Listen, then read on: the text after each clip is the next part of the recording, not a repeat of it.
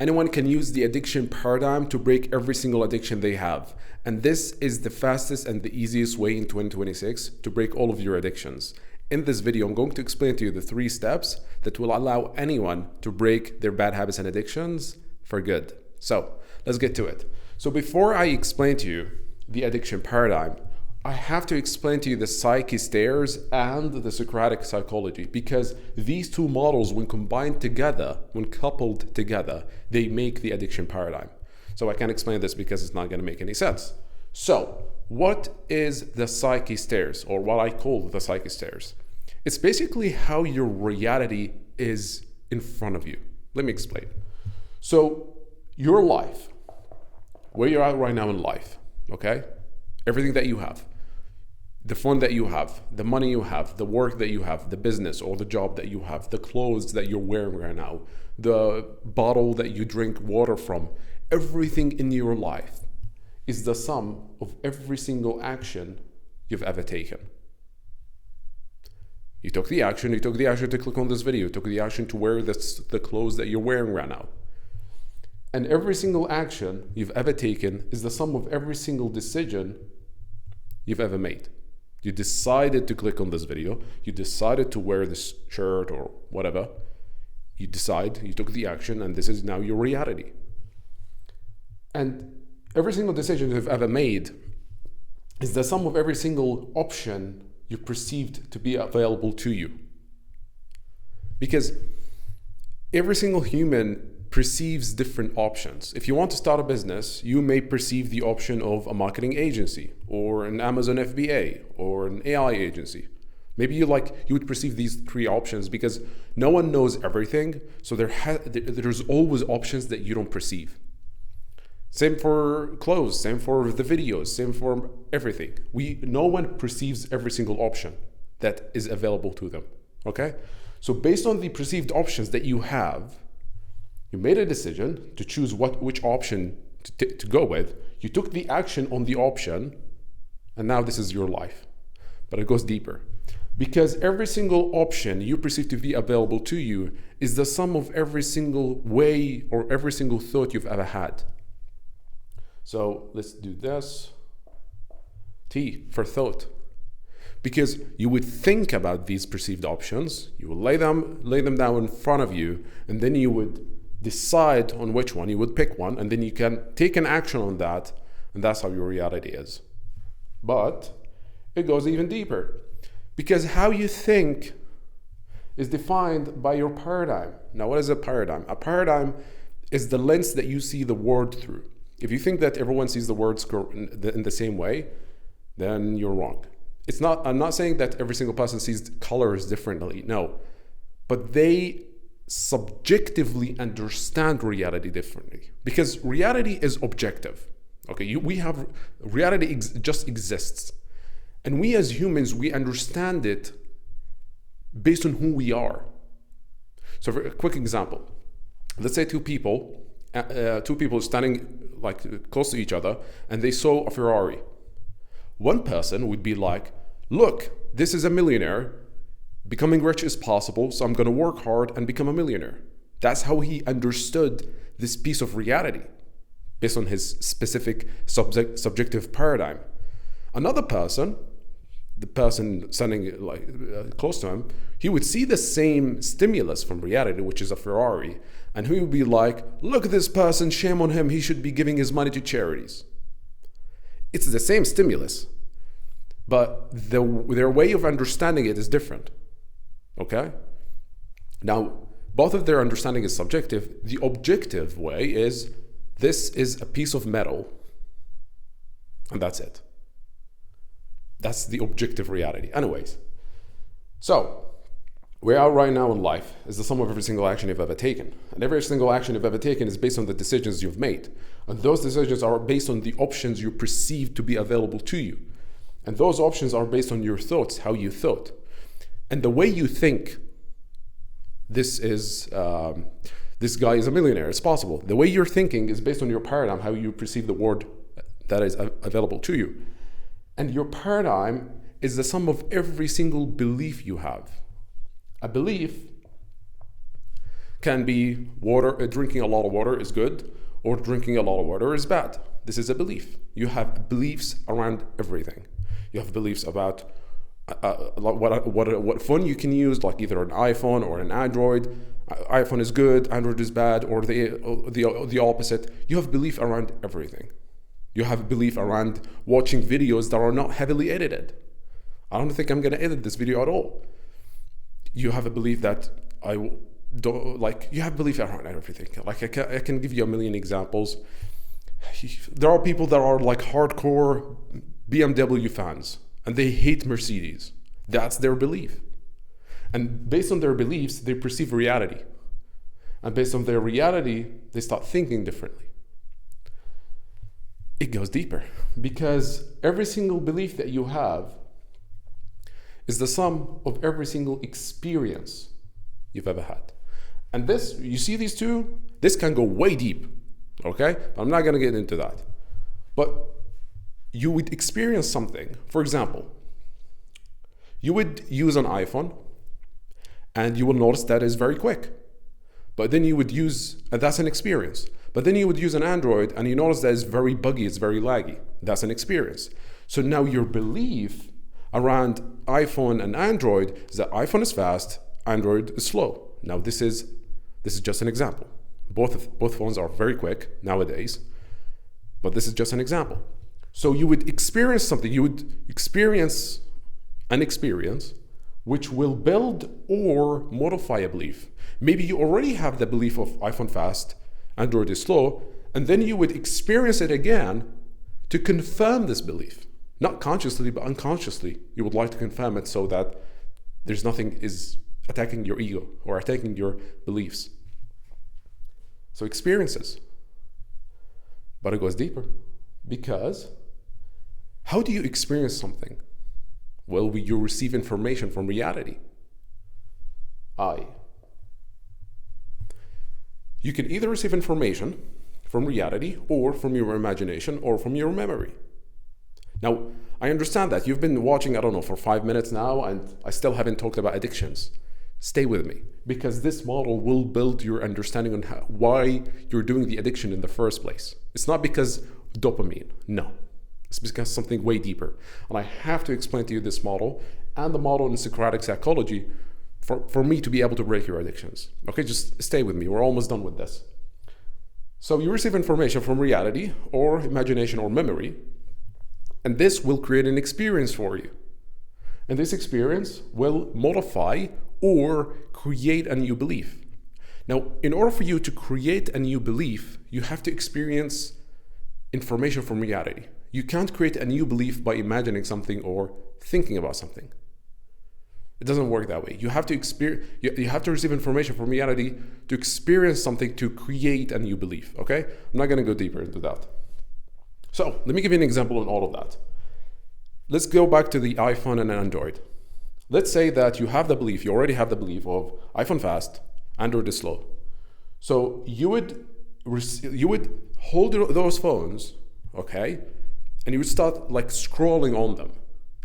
You scrolling on them and your eyes seeing the smoothness of scrolling, that's information from reality.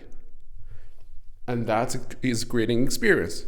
And this experience, let's say if Android is slow and iPhone is fast, this is confirming your belief. So now it's confirming your paradigm, how you see the world, which is iPhone fast, Android is slow. And this is now how you think. If someone asks you, well, I want to buy a new phone, what do you recommend? Your perceived options would be immediately iPhone because that's how you think, because that's your paradigm, because that's your belief. Because based on the experiences and the information that you received in the past. But it goes deeper. Just one layer deeper. Because where do you receive information? From what? From reality. Yes, but from what from reality? Well, many things, but mainly from people. Because go back to the iPhone and the Android example. Well, who made the iPhone? Who made the Android phones? People. You can argue, oh, I can get information from books. Well, who wrote the books? I can get information from videos. Well, who made the videos? Now, yes, you can say that I can receive information from trees. If I'm a scientist in trees, well, I can receive information from trees. Correct. That's why I said you receive information from reality. But you can, the most information, the fastest way to receive information that can create experience from you is from people. And this is specifically designed for addictions. That's it. We're done with psyche stairs. So where you are right now in life is based on the people that you were around since your childhood, since you were born. This is why people say that your environment shapes you. And there's like another example that says that show me your friends and I will show you your future. That's why. Who you surround yourself with will dictate your future. That's why. So be very careful with who you hang out with and who you call friends. So we have established that the reason you have addictions, which is your reality, you have addictions that you want to quit, is because of the people that were around you. How does that make sense? Welcome to the video. Let's explain that. So, Socratic psychology. Let's explain that. So what is Socratic psychology? What is Socratic? So there's something called Socratic reasoning. This is basically you keep asking why until you find the root cause.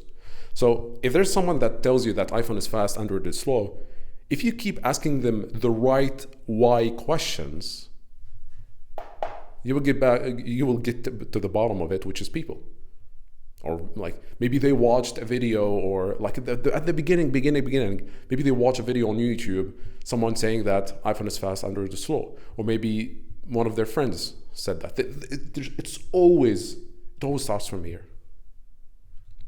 So that's Socratic reasoning, which is asking why. Now, I've built this model which is called Socratic psychology, which is asking yourself why to find the root cause behind your addictions. Because we don't do them because we love them. We don't do them because we like them. We don't do them because we like the dopamine that they bring to us. We do them because they're soothing something for us. We are self-medicating. Addicted people are self-medicating people. They don't want the addiction. They need the addiction. There's a difference. So let's get to it. Now, I want you to take action with this video. Like, I want you to genuinely take action. Like, this is not a video that you just watch and forget about. Like, I genuinely want to help you, and this will help you. So pause the video, grab a piece of paper and a pen, and like do this action with me. Now that you understand this here is an action item. I want you to do it right now, please. I want to help you. So Socratic psychology. You grabbed a pen and paper? Good. Pick one addiction, like the addiction that is the one addiction that you can't absolutely control. Like when the urge hits for this addiction, you have no control over yourself. Pick that addiction or write it down here. Let me give you an example. Instead of me just writing down letters, let me give you an example. There we go. Let me give you an example of sugar. But hey, this cannot be applied to anything, to any addiction. But let's say that you're very addicted to sugar. Like whenever you see like a chocolate bar, you can't control yourself. You just quickly grab it and start eating it. So sugar. On your piece of paper, write down the addiction that like you absolutely can't control yourself. Now, the second layer of this is we need to pick, or actually, before we pick, we need to write down every single good emotion this addiction is bringing to you. Okay? So, good emotion. G-E. All right? So I want you to like pause the video and like genuinely think for a few minutes. What do I feel when I do this addiction? Like, does it give me escape? Does it give me relaxation? Does it give me something else? Like, genuinely think about it. Because this will break you. This will not break you. This will break your addiction. Just list down every single good emotions that this addiction is bringing to you. Okay? So let's say that one of those good emotions is escape. Okay? Just write it down. Now, after you write all the good emotions that this addiction is bringing to you, I want you to pick the one that you crave the most. Okay, so we've selected the addiction that is the hardest, like its urge is the strongest. Now I want you to select the good emotion that you crave the most from this addiction. So let's say that the one, like let's say someone is addicted to sugar and the biggest good emotion that they crave from this addiction is escape. Okay? This model will make sense in a bit. Okay? I promise you, it will make sense in a bit. So escape. Now that you selected the most, the good emotion that you crave the most, now, yeah, it's the same color, escape. Now I want you to write down every single bad emotion that this good emotion is soothing. Because there will be. I promise you there will be. So every single bad emotion that this addiction is bringing to you. And let's say that one of them is anxiety. Okay? So you picked the addiction that you crave the most, that you can't hold yourself from the urge, and then you listed down every single good emotion, and you selected the one that you crave the most from the addiction. Let's say this is escape. And then from escape, list down every single bad emotion that this good emotion is soothing. The way you can find these bad emotions is ask yourself 30 minutes to 60 minutes before the urge hits, what do you usually feel? Like before the urge hits, right before it hits, what do you feel? Do you feel anxious, stressed, angry, sad, lonely, bored? Just write them down, all of them, and then pick the one that is repeated many times, like the most repeated one, the one bad emotion that you feel the most, select that. Let's say for this example, it's anxiety. Okay, you with me? Now we know that you don't do the addiction because you love it, because you're addicted to its dopamine. No, you're addicted to it because it's temporarily soothing this bad emotion. But the problem with this addiction, it's not satiating. That's why you keep going back to it. That's why you keep coming back to it. Maybe every day, maybe multiple days, multiple times a day, maybe every day or every one or 2 days. Whatever the frequency is, that's the reason you're addicted to this addiction. Okay? It's not because dopamine. And that's why just stop advice and just be disciplined, bro, or do push-ups when you feel the urge doesn't work. Dopamine detox, monk mode, discipline, it doesn't work because you have this. Push-ups and discipline, all of that BS, this solves the effect, not the cause. And with this video, I'm gonna solve the cause for you. So anxiety, you've selected yours. Okay, now the question is, why are you anxious? What gives you anxiety? Multiple things, maybe one thing. I'm trying to start a business and it's been a few months and I haven't made any money and I'm anxious. I don't have much money left in the bank and now this is giving me anxiety. Write them down. Write every single thing in your life that is giving you anxiety.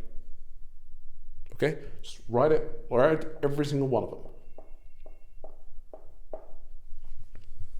Pause the video, write every single thing in your life that is giving you anxiety. All right. Now we're done. Now we need to ask ourselves, Why? We need to pick one thing before we ask ourselves why. So you wrote down multiple things. We need to pick one that is personal for you. Because if you're starting a business and you haven't made money in the past 3 months and it's giving you anxiety, most of the time, 90% of the time, it's not the anxiety from the business that is making you addicted to sugar, for example. It has to be personal. Okay, so I want you to pick one that is about your personal life. Maybe a relationship, maybe something else, maybe that you want to be married and you don't have a girlfriend and this is giving you anxiety. Maybe you have someone close to you, maybe your brother is fighting with your father all the time and this is giving you anxiety. Whatever the case is, just pick one that is giving you the most amount of anxiety, and it has to be personal. Okay? So now that you picked one, let's say it's this one, and let's say this is, let me think of an example. Let's say that your father and your brother are fighting all the time. And this is giving you the most amount of anxiety out of all these that are happening in your life. Okay? So, now that you selected one, now we need to ask ourselves, why are you giving it so much importance? Now, it's fine to feel the bad emotion from it. It's normal. Like, for example, if your father and brother are fighting all the time, it's completely normal for you to feel a little bit of anxiety, caring about their relationship and caring about keeping the family safe and together. That's completely fine. But what you're doing is that you're giving it extra care. You're giving it so much importance. And because you're giving it so much importance, it's giving you so much anxiety. And because it's giving you so much anxiety, you're craving escape so much. And your brain has been trained since how many years you've been addicted to sugar, for example, that sugar or this substance or this activity that you do gives you this good emotion that soothes this bad emotion, but temporarily. That's why you keep getting back to it. Okay? So now we need to ask ourselves, why are you giving it so much importance? Why is it giving you so much anxiety? And your answer is probably, I don't know. And this is where we need to make the unconscious conscious, because until you make the unconscious conscious, it will rule your life and you will call it fate. The reason you're giving it so much importance is because of this model right here. Because what happens in the past, you're giving it this here. Let's say that your example is your father and brother are fighting all the time. This is piece of information from reality that is giving you this experience. And this experience is giving you anxiety. The reason it's giving you anxiety because how you perceive it, because of your subjective paradigm. I'm telling you, open it, just listen to me. Please listen to me. The reason this event in reality giving you so much anxiety or so much bad emotion is because of how you perceive it. It's because of your interpretation of the event. It's because of your subjective understanding of it.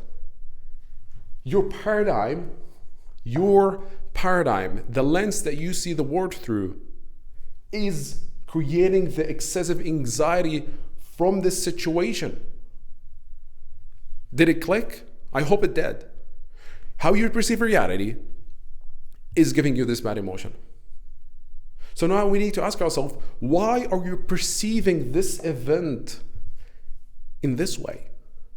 Why are you giving it this subjective understanding, this specific subjective understanding? Well, we need to go deeper and ask ourselves, what are your beliefs around this? What do you believe around it? Just right now, pause the video, write down every single belief around this situation that is giving you the bad emotion. So for this example, your belief can be, I care about my family a lot. I don't want them to keep fighting and stop seeing each other. I don't want them to keep fighting and they become very hateful to each other. I don't want them to leave and never see see each other again. Just write down every single belief.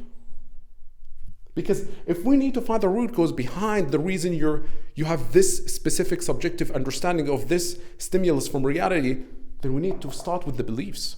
Well, we need to start with the paradigm, but the paradigm is what? Is a collection of your beliefs. So now I want you to pause this video and write down every single belief that you have. Now, once you write down every single belief you have around this situation, now we need to look at your past. Well, what did you experience in the past that made you believe these beliefs? I hope it's clicking right now. What did you experience in the past? What happened in the past that made you have those beliefs? To get back to this example, the reason that you're giving so much importance to this specific thing is because you've experienced something or multiple things in the past that made you really care about your family being together, like more than you should. Maybe one of your family members, I'm talking about this example, maybe one of your family members died or was very close to die, and this created a stress inside of you. This created a trauma inside of you. And this shifted your paradigm, your perspective, that made you subjectively understand any stimulus from reality in this way. I know it's getting complicated. This is not an easy topic. Okay, it's not an easy topic. You're more than welcome to repeat this section here multiple times. You're more than welcome to repeat it because you have to understand it. This is the solution. Willpower, dopamine detox, discipline, whatever, push-ups, cold showers, it doesn't work. Blockers doesn't work. Using dumb phones doesn't work because it doesn't solve the root cause. The root cause is your childhood. What the hell happened? What experiences happened in your childhood that gave you those beliefs that you wrote down that created this paradigm? This paradigm is the reason you're giving it so much anxiety. All right. So now I need you to pause and ask yourself, what did you experience in the past? What happened in the past? What bad past events happened that are kind of connected to it? Another question you can ask yourself is, when was the first moment of your life you felt this amount of bad emotion? Like you've selected this specific bad emotion, right? Let's say it's anxiety. What's the earliest memory in your life that made you experience this same feeling? An event, something in the past. Catch that, because this might be the reason behind your beliefs. Catch that. Now we can go to addiction paradigm. Oh yeah.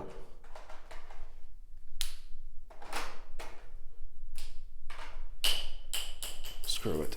Okay. So now the last thing you should have done is that you ask yourself, what are the things that happened in my past that gave me the same bad emotion as the bad emotion that I've selected right now? Pick one. There should be one or two, maybe 3 max if your childhood was really action filled. But you should select one event that gave you the same amount of bad emotion that you selected here, for example, anxiety. All right. Now, I don't think you can see me. I think you can. So, addiction paradigm, the thing that you clicked on this video for. So now we understand the paradigm, which is this. Now, addiction paradigm is very simple. You have this lens. How am I supposed to draw it now? No, this is not a face. I'll try to draw a face. Okay, let's say that These are glasses. And this is your paradigm towards this event, which is the bad event. The event that is happening in your life that is giving you so much anxiety. This is the addiction paradigm. This is the reason. So what's the solution now? Well, 80% of it has been already done. If you're taking action with this video, you've solved 80% of it. The last 20% is you becoming aware.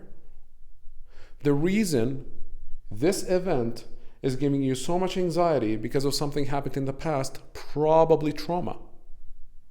I'm not going to get into trauma because this is a completely big topic, but there's this event that you selected, the event that I told you to select before I got to here, the event that happened in the past that gave you the same emotion, the bad emotion, that gave you the same bad emotion as this current event is giving you, this is probably the reason. Becoming conscious of that is the last 20%. So what now? Am I going to be addiction free now? Kind of. If you've done this exercise, and if you followed everything that I've told you, now you're aware of it. Now every time you feel this urge to do the addiction, you can quickly understand that, well, what am I craving? What good emotion am I craving? I'm craving escape. Why? Because of anxiety. Why? Because of this event. Why? Because of that event in the past that happened that gave me anxiety. But you don't have to feel anxiety anymore. You have to change your subjective understanding of this current event. Let me explain to you one last thing.